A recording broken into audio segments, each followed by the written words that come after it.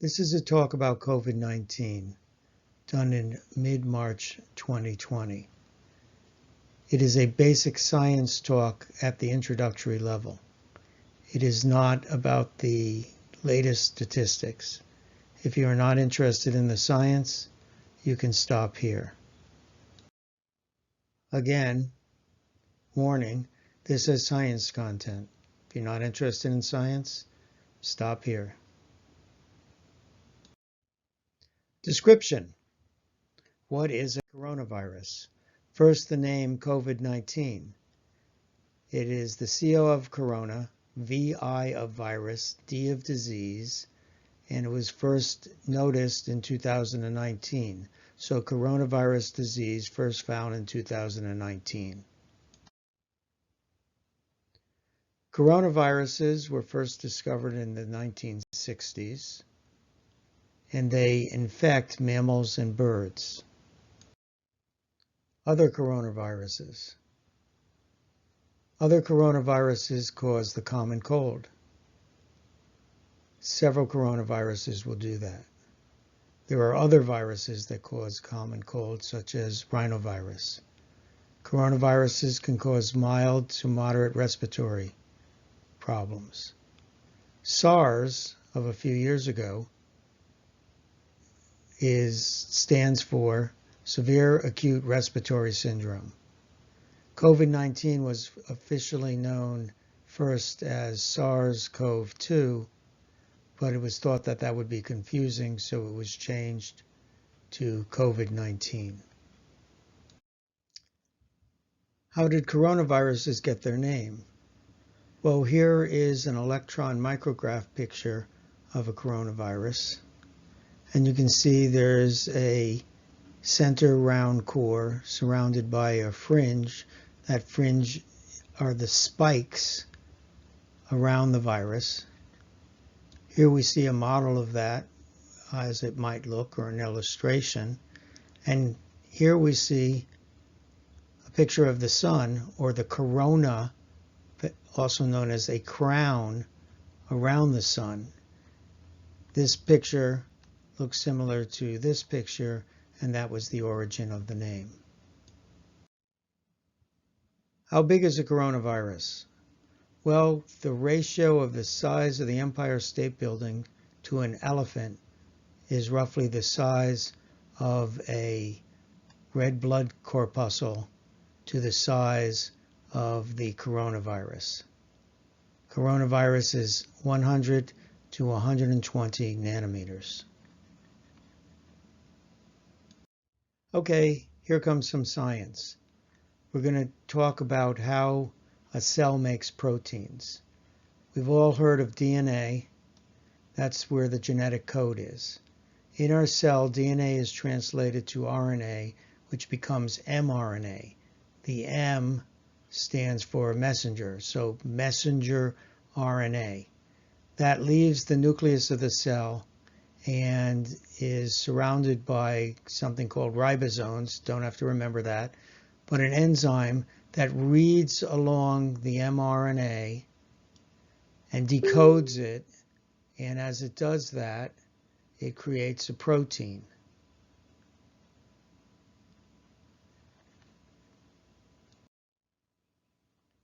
So what is a coronavirus? What is it made of? Well, the genetics of it is a single-stranded RNA.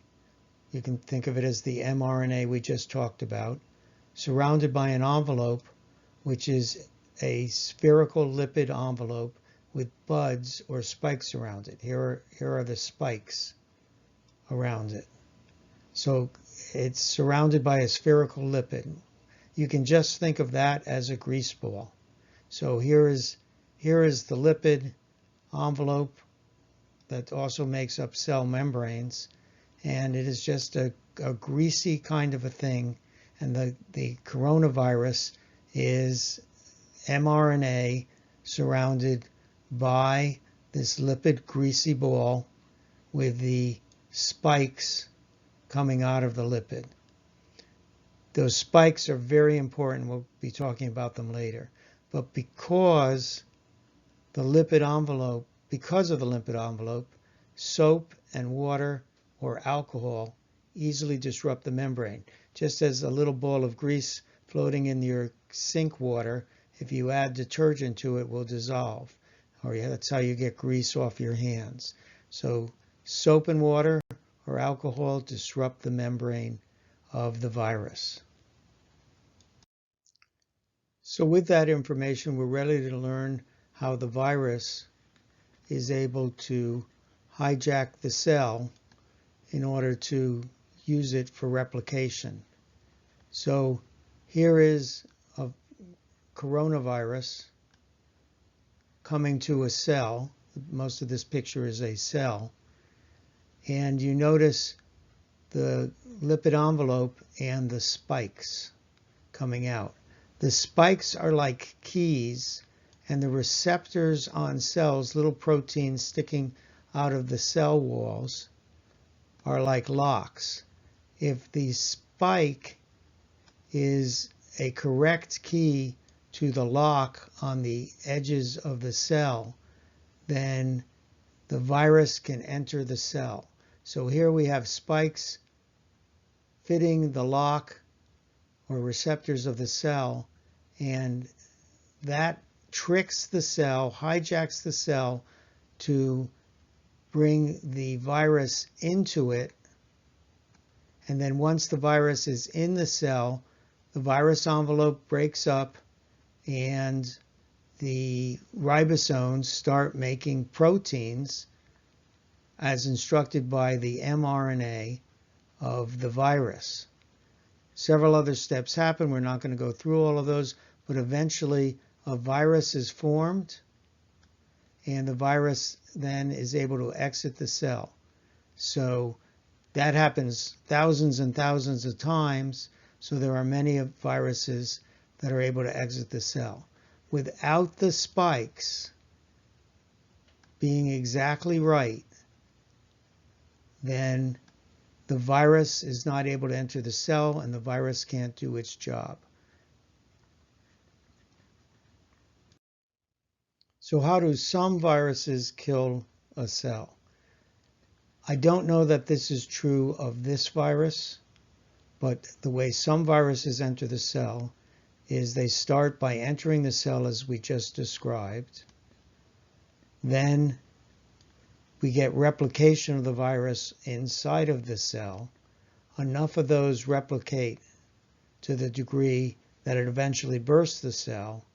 This frees up more viruses, which then can attack many, many more cells. So what you see is one of the keys to the virus is those spikes on the virus, on the edge of the virus.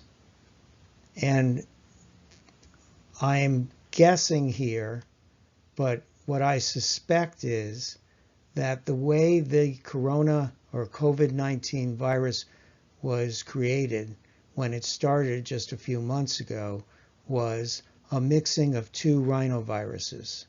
I'm sorry, a mixing of two COVID or coronaviruses. That a coronavirus that was not dangerous to humans but might have been dangerous to another animal mixed with a coronavirus that was able to attack human cells, and that new coronavirus took on the virulence of one coronavirus, but those specialized spikes of the human coronavirus so that it could get into human cells. And that was the transformation that made it happen. Again, I am not sure of that, but I highly suspect it. The spikes seen here are also the key to how our body takes care of them. Eventually, our body learns to make antibodies specific to those spikes. And when it does, eventually, they catch onto the antibodies. They can, the antibodies catch onto the spikes, or you can get several antibodies catching onto the spikes, making those spikes useless so that the virus can no longer enter the cell. It can even grab onto several viruses and make viral clumps. And then there are specialized cells that come along, and they note the end of the antibody, and the end of that antibody connects to the receptors of those cells. And once that happens, then that cell is instructed to eat the virus. The actual technical term is phagocytize. And that's how the virus is destroyed. So again, those spikes are key to how the virus gets into us, but it's also key to how our immune system takes care of the virus. So now some facts about the virus, which you may have already heard. The older you are, the more likely you are to die of the virus if you are infected. This is from Chinese data, and it was originally, these numbers come back from the data at the beginning of March. This may change, but the basic idea is most definitely true, that the older you are, the more likely it is to have an adverse effect on you. This has now become a more commonly known graph. It's talked about as flattening the curve. The idea of this is that along the x-axis we have time, and along the y-axis is the number of people affected by the virus, and that if you don't use any mitigation, that this will spike up, as in this graph, and it will overwhelm the capacity of the healthcare system. But if we slow the spread of the virus, and by mitigating it, then we get into the green curve, and we slowly infect people, and we never saturate the healthcare system. What is mitigation? I know it's not sexy. I know it's not something great like a vaccine, but it's simply washing your hands, don't touch your face, don't shake hands, stay 6 feet apart, sneeze and cough into your elbow, and similar measures as that. So this is some information that might be useful. There's 2 papers I'm about to discuss, and they talk about basically how long the virus can last on surfaces. So this first paper talks about incubation time of the virus being 2 to 10 days, droplets, contaminated hands, or contaminated surfaces are a means of spreading it. It can last on metal, glass, or plastic for up to 9 days, according to this study. Effective disinfectants are alcohol, hydrogen peroxide, or sodium hypochlorite, which is bleach, mixed 50 parts water to 1 part bleach. This is according to the paper. That is, here is the name of the paper, and here is the link to that. I will include text associated with this presentation that will get you the link if you want to read the entire paper. Another paper, and this has not been peer-reviewed, but it was put out on the web. It talks about comparing the COVID-19, which was the original SARS, or which was the SARS-2 virus, comparing it to the SARS-1 virus. And according to this paper, lasts 4 hours on copper, 24 hours on cardboard, and 2 to 3 days on plastic and stainless steel.